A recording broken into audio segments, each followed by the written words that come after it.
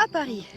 Et il y a la Tour Eiffel, mais à Ljubljana, il y a Šmarna Gora, derrière moi.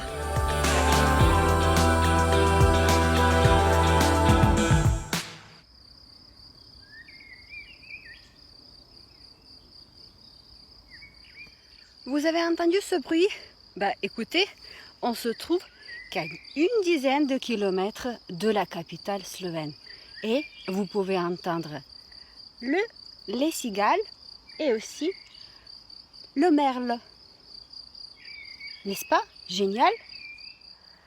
Là, d'ici de ce point, on ne peut pas voir, mais normalement, il y a deux pics de cette montagne.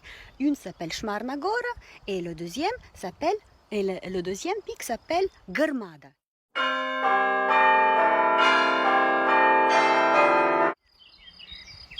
Pour faire des feux de signalisation, c'est-à-dire si l'ennemi rapprochait le pays, on faisait les signaux aux alentours. Et c'est pour ça d'ailleurs qu'en Slovénie, il y a plusieurs montagnes qui s'appellent Grmada. Et même, on était tellement inventifs qu'on a inventé aussi un dessert qui s'appelle Grmada. Il est copieux, je vais vous dire ça. Ça c'est vrai, c'est pas pour ceux qui font le régime. Sur la colline, vous avez aussi une auberge et une église. Vous avez aussi un cloche des vœux, c'est-à-dire qu'on peut faire un vœu, bien manger et observer la jolie Ljubljana. Vous n'allez pas croire, mais sur cette montagne, il y a quelques années de ça, se cachait, oui, un ours, un fameux ours slovène qu'on connaît bien en France.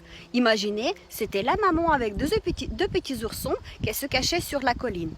On annonçait partout dans le pays, faites attention, ne montez pas la montagne, au moins soyez prudents, mais bien sûr les gens montaient quand même, parce que nous, les Slovènes, on adore les montagnes.